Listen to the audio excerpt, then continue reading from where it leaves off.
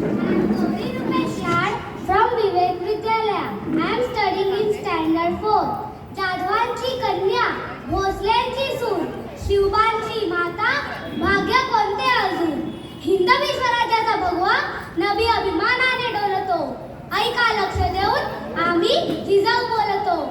होय, आम्ही जिजाऊ बोलतो. आम्हा खूप दिवसांपासून आपल्याशी बोलायचे होते. आज ती संधी चालून आली आहे. आम्ही नेहमी ऐकत आलोय की शिवबा जन्मावा पण दुसऱ्यांच्या घरात. का? याचे कारण काय?